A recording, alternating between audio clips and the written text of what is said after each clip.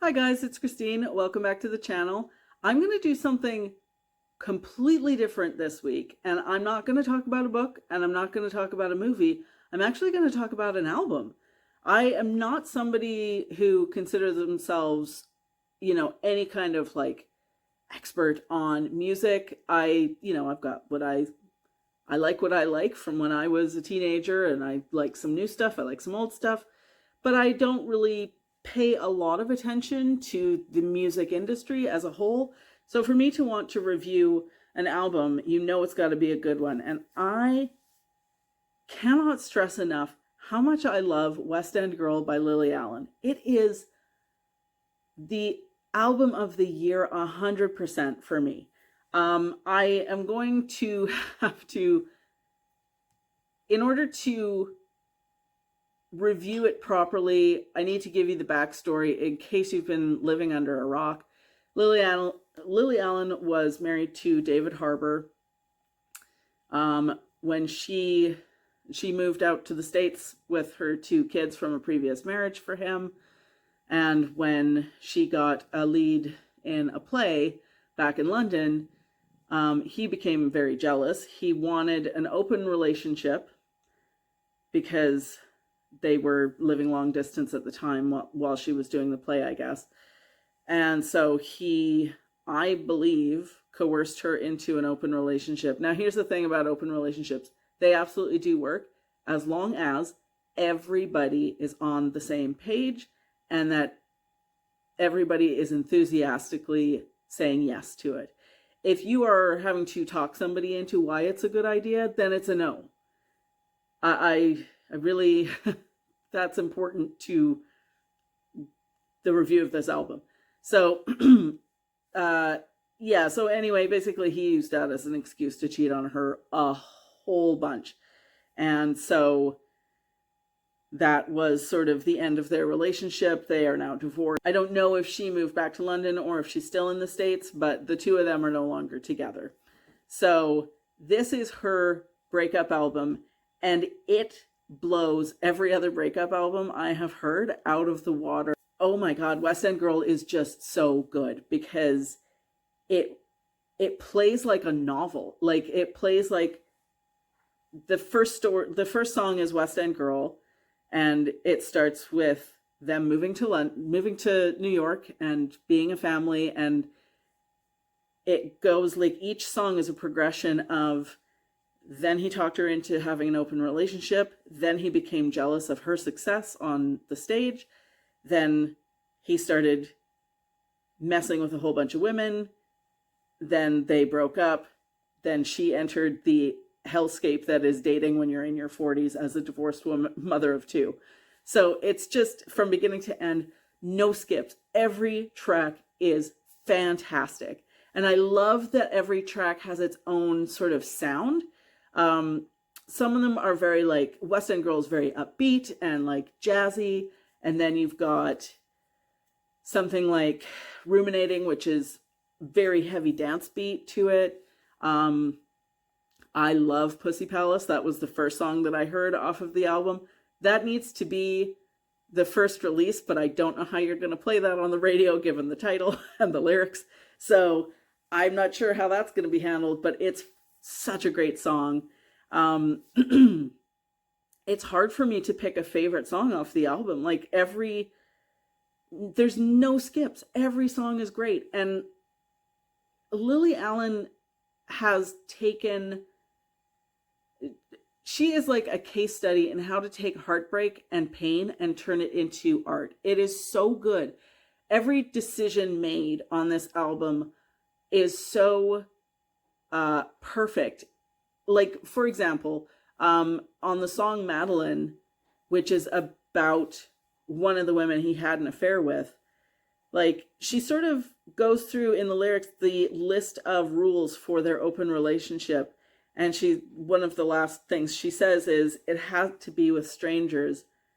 And then it sort of pauses and she sings, but you're not a stranger, Madeline. And the way that she sings it, you can feel the ground just open up beneath her feet, and knowing that her marriage is over. Like, it's so heartbreaking and it's so beautifully sung. There's like a little bit of echo on her voice, and it's just haunting. I love that song so much. And also, like, the way the song starts out, it sounds very like a showdown kind of. Like, you could play that song in The Good, the Bad, and the Ugly, and it would totally fit. It's really great. Like, the decisions, the choices made in each song are great. I don't know if visualizers are the new way of doing things. I know that, like, they're, because people tend to listen to albums on their phones or, you know, on like iPods or whatever. So visualizers are kind of like these little 30-second snippets of things that just sort of loop and play while the song is playing. And the visualizers on each song are great. My particular favorite is on Non-Monogamami, because it's Lily Allen walking into a store and she looks exhausted and she flips the sign from "Come in, we're open" to "Sorry, we're closed." I love that because obviously the meaning is just, it's perfect. Yeah, so every song on this album, like I said, there's not a single skip. It's fantastic, start to finish.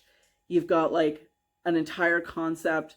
Oh, another visualizer that I love, and it's the song that's sort of in my head the most these days, is for Dallas Major, because she's sitting in a bar at a table and it's her just looking tired and annoyed, and this string of like men in like sort of sped up blur frame next to her coming in and out.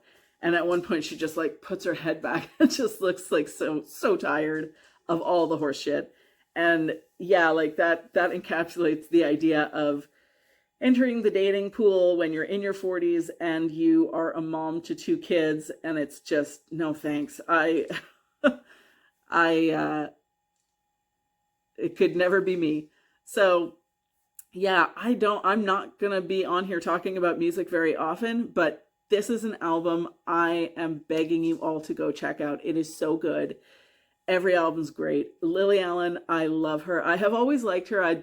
I had All Right Still back when it first came out, and she just always had a very appealing, like, cheeky Londoner kind of persona.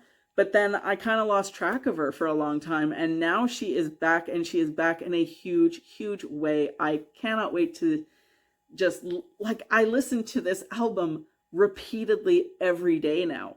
It has an absolute chokehold on me. So, and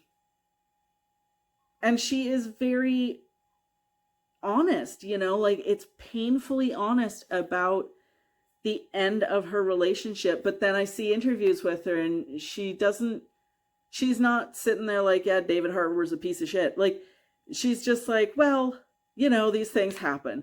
So she's very pragmatic about her view of it. But she's like, I saw an interview with her where she said, because the interviewer was saying, like, this is just terrible what you went through. And she's like, no, it's not that bad. Like, yes, it is. But her point is, it was hard at the time, but it's okay now. She's okay now. And now she's got some space, and she's written this amazing, amazing, amazing album about it. I started this channel because I needed somewhere to channel my enthusiasm for things that I love, because the people that I know in my life don't really care about books. They don't really care about movies so much. They probably are never going to listen to Lily Allen's new album, even though I absolutely think they should. But I needed somewhere to come and just shout into the void about things that I'm just fired up about. And I'm so fired up about this album. I love it. It is so good. So yeah, go check out West End Girl. If you're going to listen to it, I would recommend you watch the visualizers on her YouTube channel, because they're all great. The one for Pussy Palace, she's dressed in a nun's habit, and then it tracks out and she's wearing like fishnets and high heels. Like, it's just, they're all great. So yeah, I cannot say enough good things about it. I love it so much. So definitely go check out West End Girl by Lily Allen. It is, I'm sorry the Swifties are going to come for me, but it is the best album of the year, hands down. All right, I'll see you next time. Bye.